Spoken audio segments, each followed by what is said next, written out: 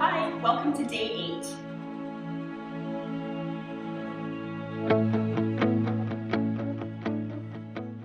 Today we're going to learn all about downward facing dog. And downward facing dog is a commonly known pose, but there are many different ways that it can be done to keep yourself really safe and strong and protected. So to warm up, you can always pause this video and kind of work into your wrists a little bit if you need to, because we are going to be spending a little bit of time on our hands. So from here, come onto your hands and knees into tabletop. You may have noticed this is my favorite place to start. All right, so really spread through your fingers. And you want to feel as though you're kind of pressing down through all of your finger pads, so the base of your knuckles, and your finger pads and your palm pads. And then claw the mat slightly so that you feel a little bit of a suction lift through the palm of your hand. If you find that when you're in downward dog, you come up onto your fingers, try and be mindful of that and keep your palms down. And if you find that you're putting a little bit too much pressure into your wrists, which is causing you pain or severe discomfort, then I'll show you a trick that will help to transfer some of your weight out of your hands and back toward your heels. So to start, we're going to come into cow pose. So lift your tailbone, sink your belly, and draw your heart forward. And then from here, we're going to press out through the right side ribs. And then circle your spine all the way up through cat pose. And then press down and along the left side and return back to cow. So we'll do that 2 times in this direction. Over to the right, up through cat, down the left, and back to cow. Right, cat, left, and cow. Good, soften your shoulders. Notice if your hands have shifted, make sure they're grounded once again. And then we'll come up along the left side, round your cat like that, and then come down and around the right, and back to cow.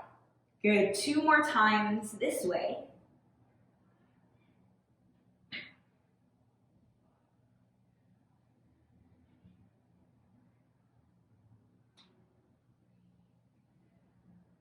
Awesome. So now that the spine is kind of warm, you can sit back toward your heels and you can either watch or follow along by listening. And remember, you can watch this as many times as you need to as well. So again, you're going to spread your fingers nice and wide. Make sure that your hands are pressing down evenly so that you're fully supported. And then tuck your toes under and lift your hips up. So don't worry about the length of your legs. We often think that a downward dog, we need to have straight legs with the heels down. But if your shoulders are tight or if your hamstrings are tight, often that will lead you to more of this kind of shape where you're rounded through your spine. And this will cause a lot of weight to be pressing down into the wrist joint, which in return causes injury. So instead of focusing on the heels down and the legs straight, bend your knees a lot, lift your heels, and then lift your tailbone so that your spine is nice and long. Good. So as you press down into your hands, lift your tailbone nice and high.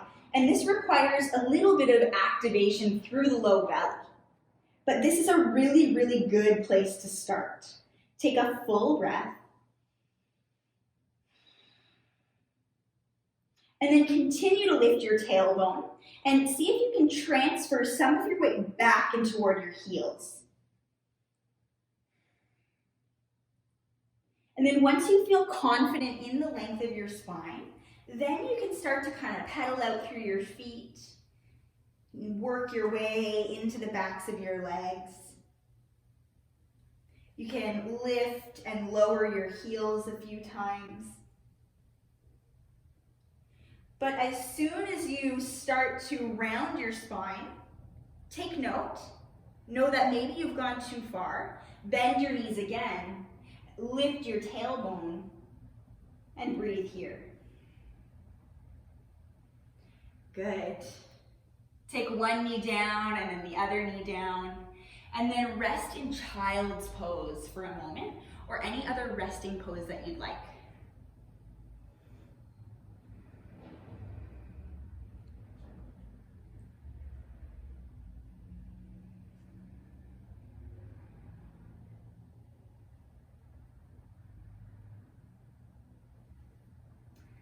So one of the things about downward dog is that you really can't see what you look like in the pose.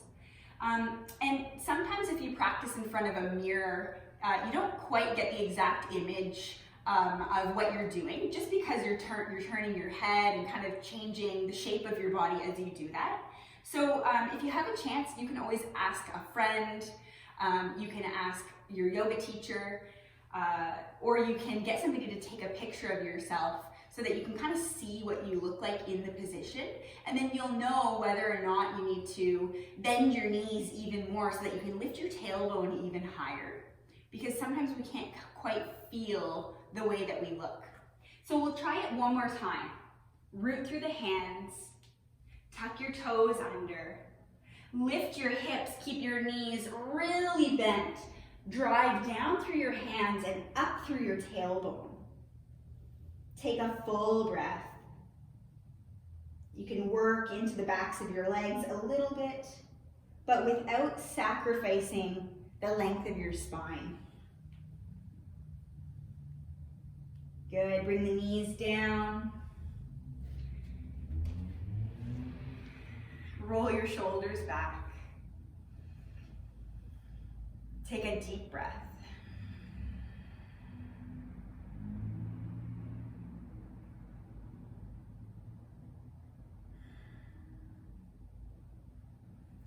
I hope that you took something away from this lesson in downward facing dog.